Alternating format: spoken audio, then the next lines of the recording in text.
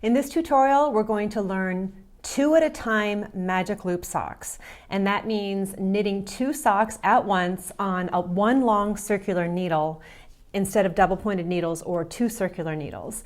If you'd like to get your copy of the pattern and follow along, you can click the link in the video description field just below the video.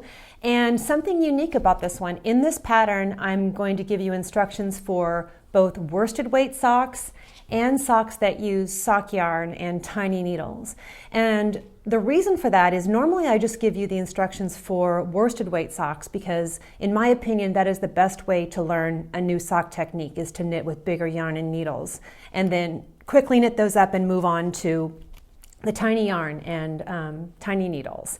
But in this case, I believe I've invented a new heel. As far as I know, I did invent a new way to knit a heel, and I guess I'll rely on you to tell me if you've seen this heel somewhere before. If you haven't seen the heel somewhere before, and I did indeed invent it, I need your help naming it, okay? So I had to give you a pattern for both the worsted weight and the sock weight yarn because I don't know of another pattern that uses this heel. One more thing about the heel, once you learn this, you can substitute this heel in other sock patterns. It works either cuff down or toe up. I think that's all I had to say about that. The next part of the video, we're going to cover the cast on and getting started with magic loop, which is the most difficult part of the whole sock.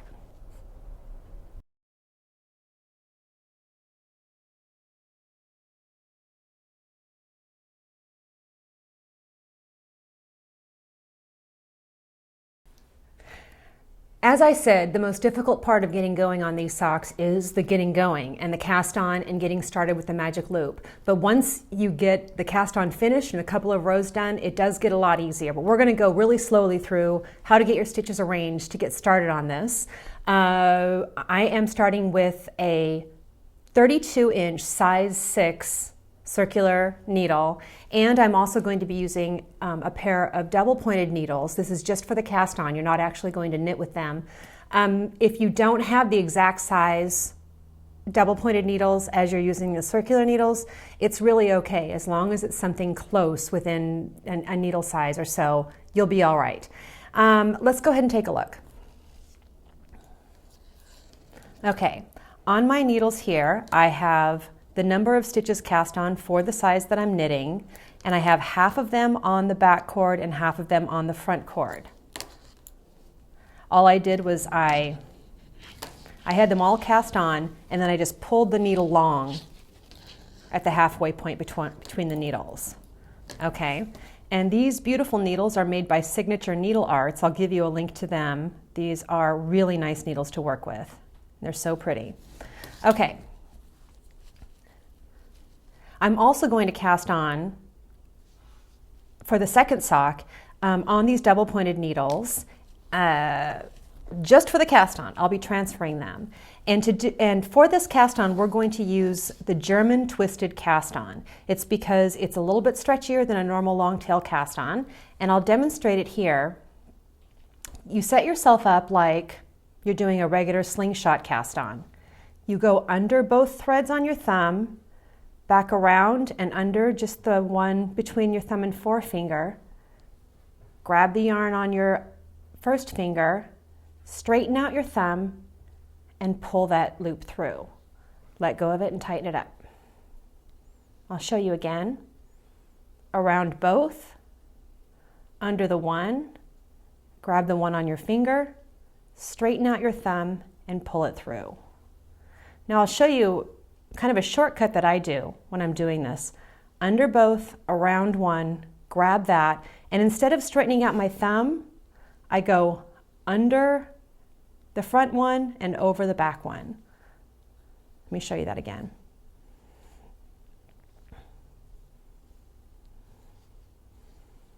Under the front loop, over the back loop. And here is a link to the German twisted cast on if you need more of a review of this. That's to a video dedicated to this cast on, where I go through it really slowly. Okay. Now I have the correct number of stitches cast on this double pointed needle. I'm going to transfer half of the stitches from here onto here. And when you're transferring stitches, you always slip as if to purl.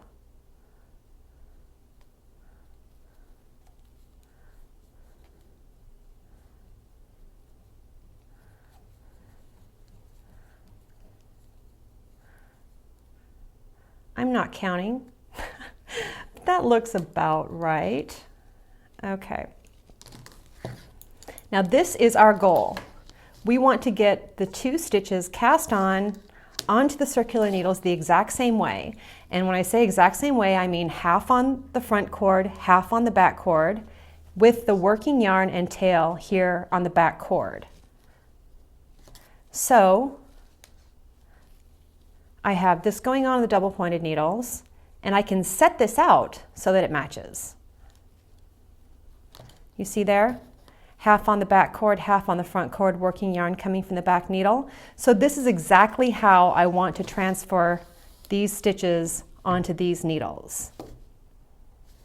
Okay, so I'm actually going to flip it around the other way because I'm right-handed and it's easier for me to slip with the empty needle in my right hand. Okay, there's the back needle. And now I take the other needle and I know these are going to transfer onto here.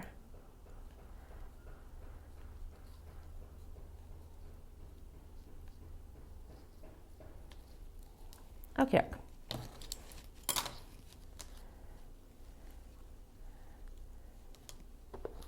If you're anything like me, this part will have you fussing and straightening out yarns.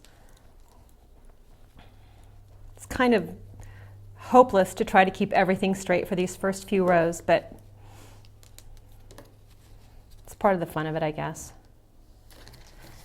Okay, this is it. This is what we're after. And this is also the magic loop starting position.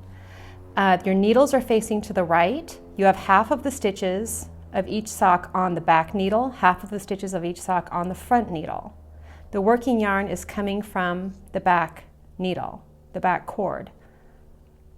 And after we knit the first stitch, when we use this working yarn to knit this stitch, we're going to close it up and make a tube. So the first thing I'm going to do in the magic loop starting position is scoot everything close to the tip of the needles and pull the back cord long. Now I have an empty needle in my right hand and I'm ready to knit off of these stitches in my left hand. I'm going to work knit 2, purl 2 rib.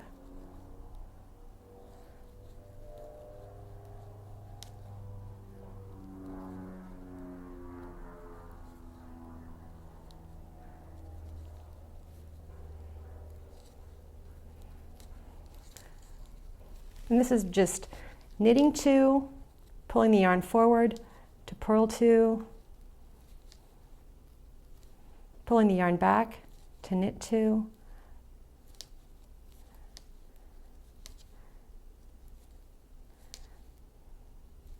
now if you remember, I did not count when I put the stitches on here, and look at that, I'm going to end up with purl 2 at the end.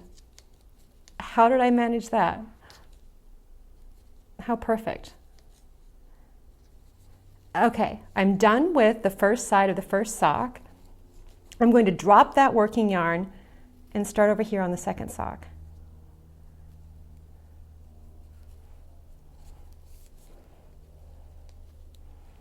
I have my working yarn here. I'm actually going to pull it between the needles behind before I get started. Okay, and after you adjust things around, you'll see that even though you have this sock over here in this hand, you actually have an empty needle in your right hand.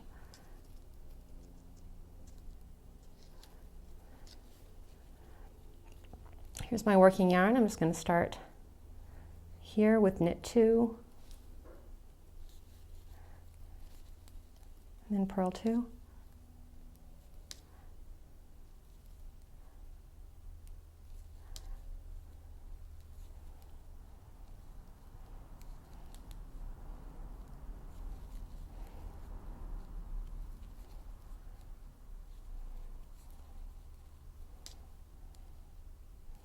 I didn't mention knitting 2 socks at a time is really good if you have second sock syndrome, where knitters get really excited about casting on and knitting a pair of socks, and then you finish one of them and the love has gone and you can't get yourself to knit the second sock.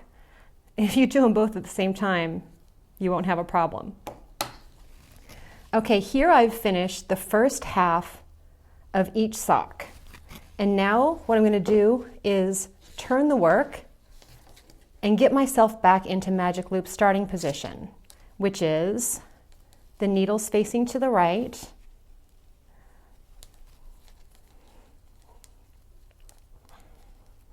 I swear this gets easier after the cast on row. Everything's so sticky right now. Needles facing to the right. All of the knots are pointing down, which is important in these first couple rows because it can get twisted. I'm going to pull the back needle along and continue with 2x2 rib on the second half of this sock.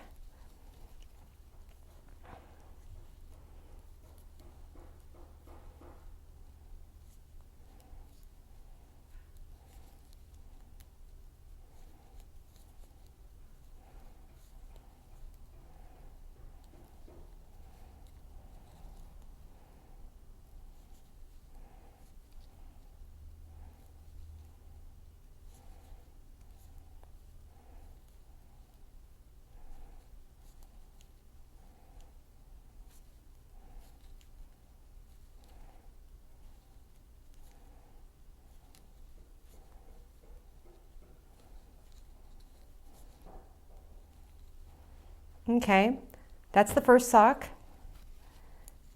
And I'm going to move over here to the second sock. I want to be sure to drop the working yarn on the first sock. Here's my working yarn on the second sock, and I just pick up my 2x2 rib here. And in the patterns, I make sure that you always start with two, I just split a stitch. You always start with 2 knit stitches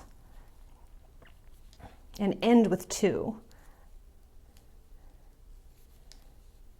It's much easier to start magic loop or double pointed needles with a knit stitch.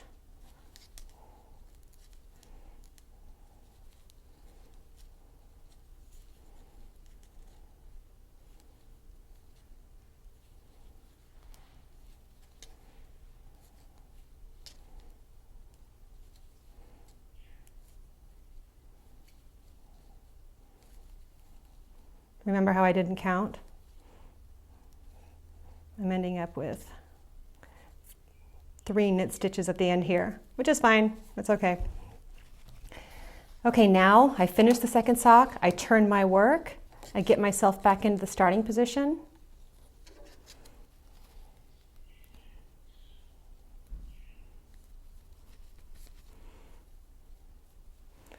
I'm making sure all the knots are down on the inside. I pull the back cord long and I'm ready to go on these front stitches. Drop the working yarn, pick up on these front stitches, turn the work, get yourself back into the starting position. And you're going to go round and round like that until you finish knitting the cuff. So you'll knit the cuff for as many inches as you like, or I give you guidelines on how long you can make it with the amount of yarn that you're using. And next up, we're going to talk about the heel.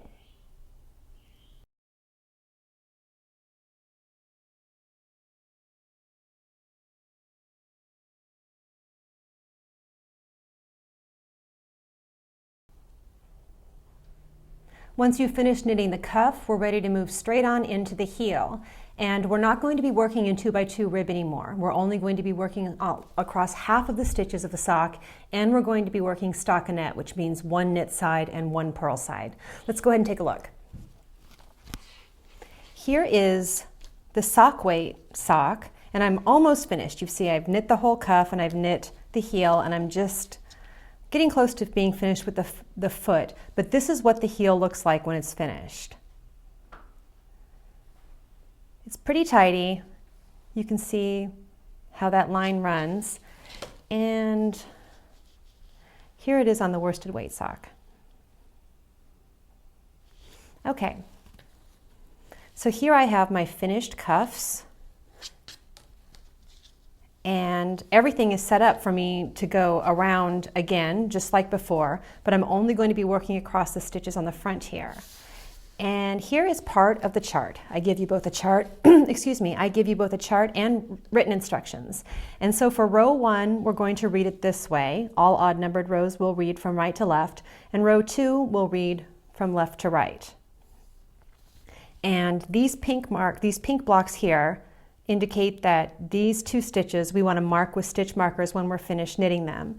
So our first stitch on row 1 is an SSK. We're going to knit across all the other stitches until we get to the last 2, and we're going to knit 2 together. Okay, and of course we'll repeat that across the second sock. So SSK is slip, slip, knit, slip 1 stitch as if to knit, slip 2 stitches as if to knit, put your needle into the front of those 2 stitches, wrap the back needle and pull it through. And I'll give you a link here to a slower description of that in case you need it.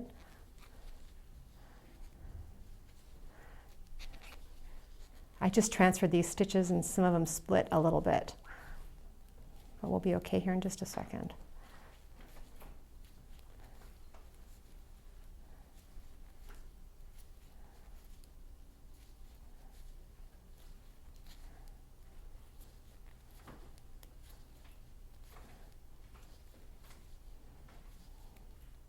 Whoops.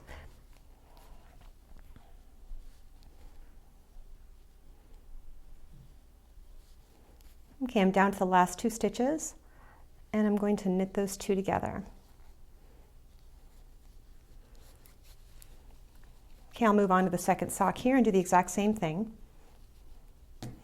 That's the thing about 2 at a time, is you never have to count rows and try to make one sock match the other.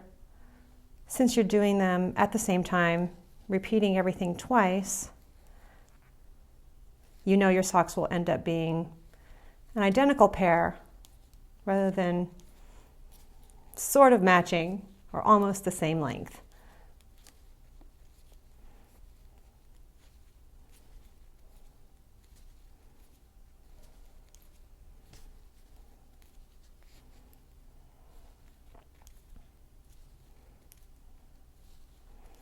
Okay, last 2 stitches, I'll knit those 2 together. And then remember those boxes were marked in pink because we want to mark the first and last stitch of this row. You'll thank me for it later. All I'm doing is putting a little clippy marker right through the stitch that's on the needle.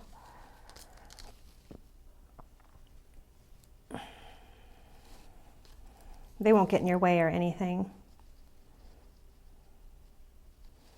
Okay. And row 2 has us starting with a slip stitch, purling across all the other stitches in the row, and then slipping the last stitch. Okay, so I've turned the work. My working yarn's coming from the back, and I'm going to be working across the same stitches I just worked across and not across the ones in the front needle. So to work a wrong side here, I'm going to be pulling the front needle long.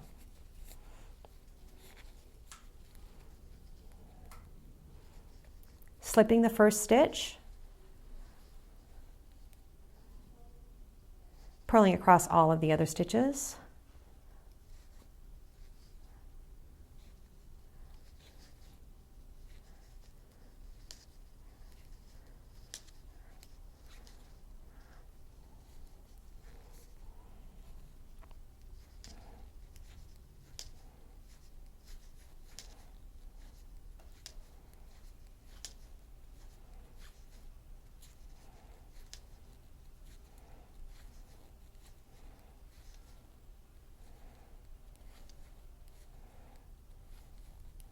and slipping the last stitch.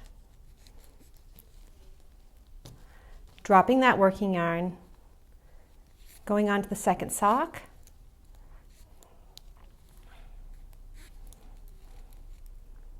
Slipping the first stitch,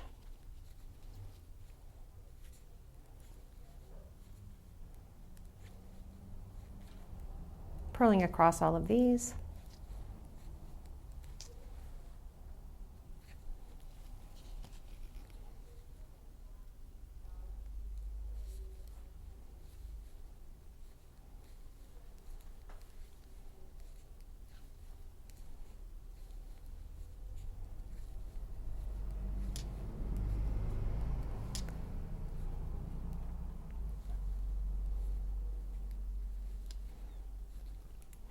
and slipping the last stitch. Okay, turning my work. You can actually just leave the back needle long, so we're going to needle it long to work on the stitches that are now on the front needle again. And row 3 has us SSK, the first 2 stitches, knitting across all the other stitches to the last 2 and knitting 2 together.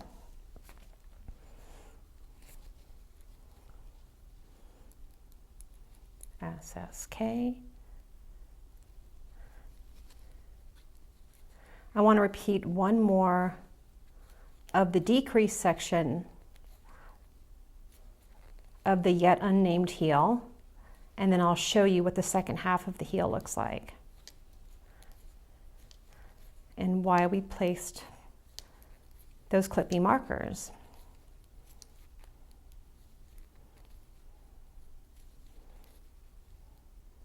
Knit 2 together.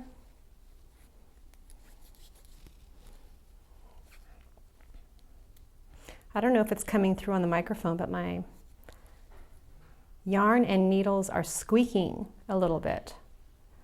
And it's because sitting here under the lights, my hands are a little bit sweaty.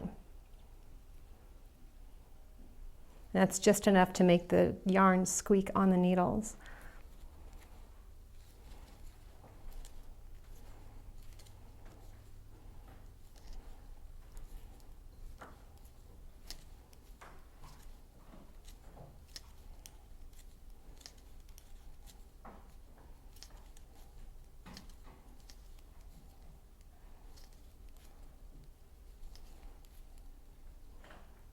And knit 2 together. And row 4 is going to be just like row 2. Slipping the first and last stitch of each sock and purling everything in between.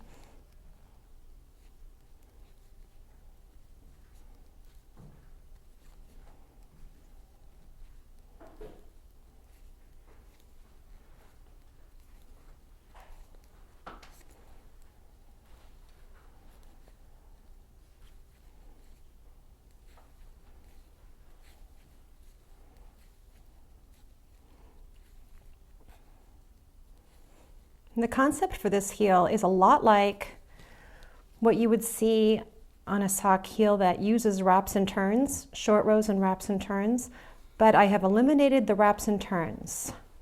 Instead, we're going to be picking up and knitting and picking up and purling, which I actually prefer to wrap and turns because the wraps, especially the second wraps, can be difficult to see and difficult to pick up, especially when you're using tiny yarn and needles.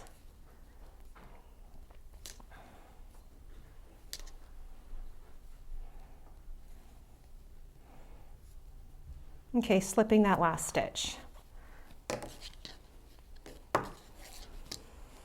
Okay, you'll want to follow the pattern for this part. I've only decreased twice here. Your pattern will tell you how many times and exactly what you need to do for the size of sock that you're knitting and whether or not you're using the worsted weight yarn.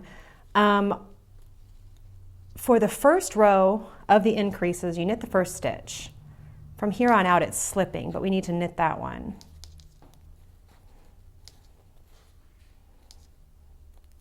Knit across these stitches like normal.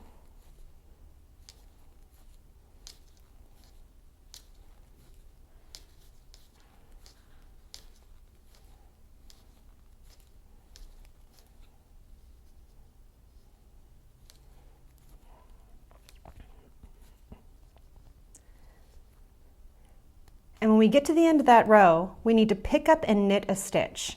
Now I had you put this marker in the first stitch, and we did 2 decreases, so we're actually in a position where we want to pick up 2 stitches here, just one now and one on the next time we come across these stitches.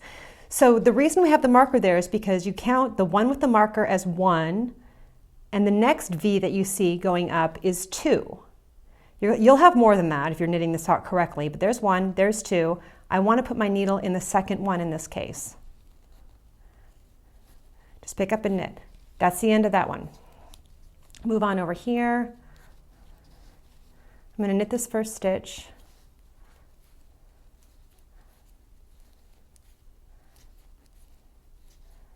Knit across all the other stitches.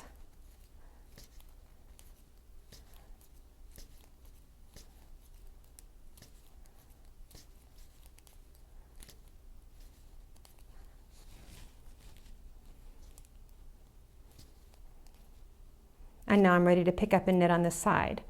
The marked stitch is 1, the second VIC is 2, so I'm going to go into 2 and turn the work.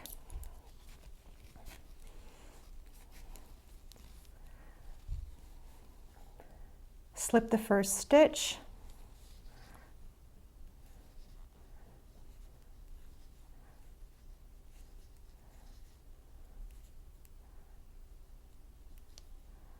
Purl back across all of these stitches.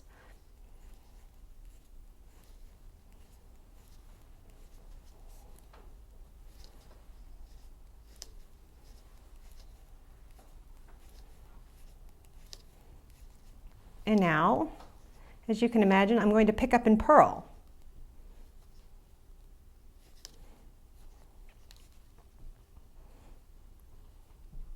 So here's my marked stitch. Where is my marked stitch?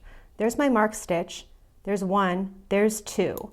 To pick up and knit, we went from front to back, wrap the needle and pull it through. To pick up and purl, we're going to go from back to front. Wrap the needle and pull it through to the back. And that's basically, it is a purl stitch. We've just picked it up out of the work. And you'll do the same thing across here. So you do a number of decreases, and then you pick stitches back up again, and that whole thing works out to be a heel with the lines here like this. And you'll see the heel shape starting as you start to pick up the stitches working, working the second half of the heel. Follow your pattern and use these techniques to finish up the heel, and then you'll want to knit the foot, which is just, well, it can be 2 different things. Just plain knitting around and around as long as you need to make the foot for the person you're knitting the socks for. In this pair of socks, I chose to continue the 2x2 rib along the top of the foot and knit the bottom, the sole of the foot smooth stockinette. This makes for a snugger, stretchier sock, I guess. And in the sock weight one that I did, oh no, I did the same thing. I'm knitting these right now and I even forgot that. I continued the ribbing all the way down the foot. In this other sample that I used, I switched to 100% stockinette, just plain knit stitch all the way around, which is, both socks fit fine. They're both really pretty stretchy, just kind of a different look. Next up, we're going to talk about doing the decreases for the toe.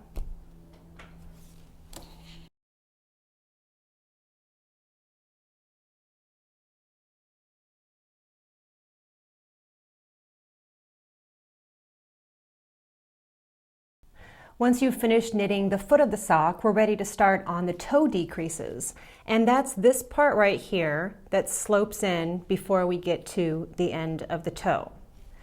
And this is a pretty simple concept. I'm going to go through it here with you. I just have one sock as a sample, but you'll understand what we're doing. Let's take a look. Okay, I still have half of my stitches on the front needle, half of my stitches on the back needle. I'm in the starting position for magic loop. I'll pull the back needle long, and it's pretty simple. I'm going to knit 1 and then SSK.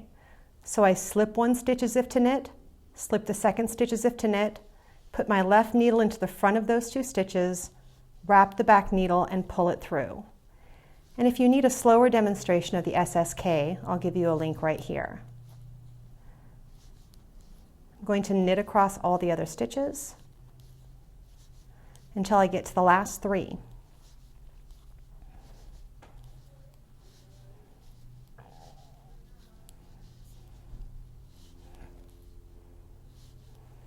And now I'm going to work a knit 2 together,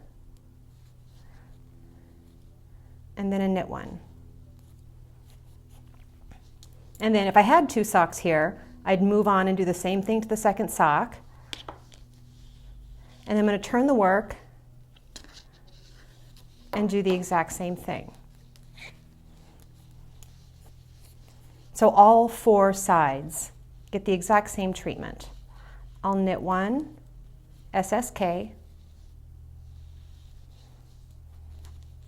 knit across all the stitches until there are 3 left.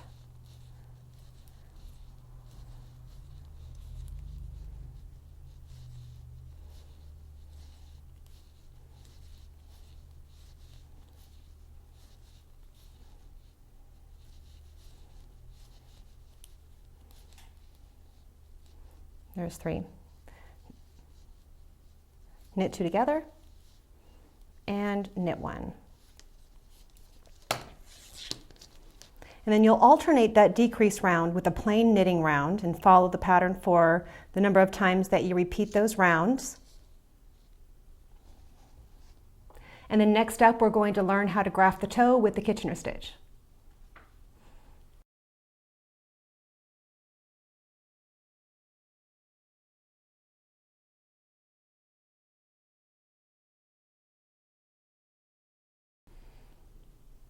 Okay, we're just about finished with the socks. All we have to do is to graft the top of the socks together at the toe, and we're going to use Kitchener stitch to graft this. And this is a way of making a seamless toe where it's going to look just like the rest of the knitting without a seam at all.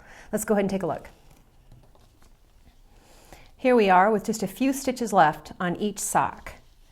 You can leave yourself about a foot-long tail and break the yarn, and you're going to need a tapestry needle for this part.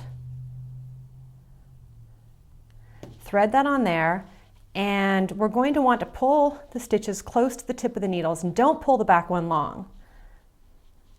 We just want everything really close to the tip of the needles, just close enough where it's there but it's not going to fall off.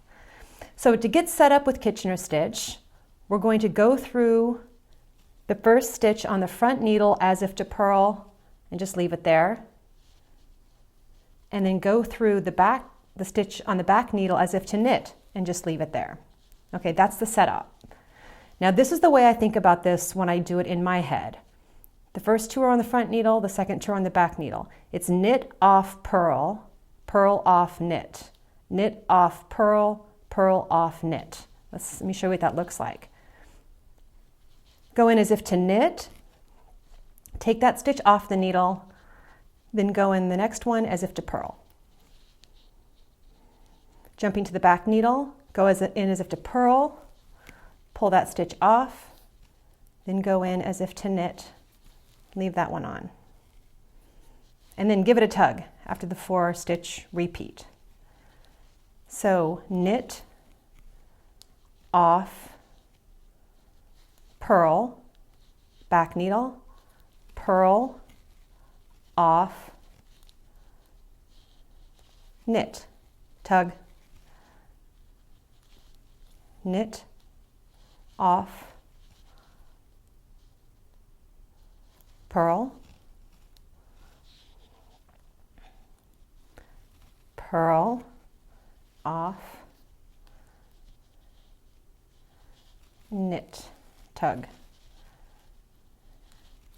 knit, off, purl, purl, off, knit.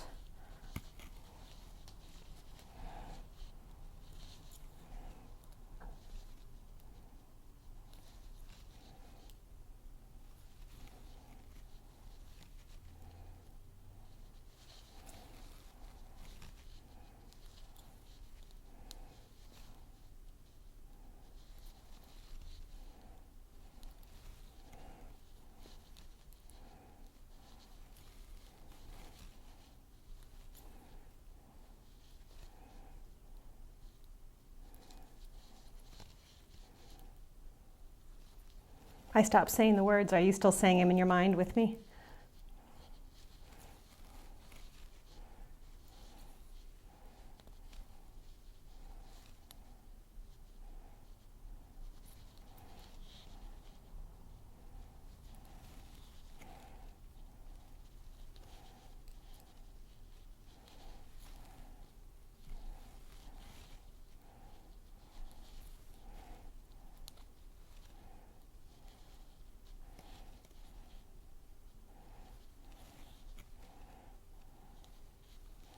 Okay, we're down to just 2 stitches here. So I can only do the first half of the repeat. Well, no, the first and third stitch of the repeat to make this work. So it's going to be knit off. There are no more stitches to purl with. And so I'll jump to this one and go purl off. Give that a tug. And there's the beautiful grafting on the toe with no seam. Got this one finished, do it for the second sock. That's it, you've finished knitting the sock and grafting the toe. The last step, of course, is to weave in the ends and give the socks a quick block, and you're ready to wear them. Good luck.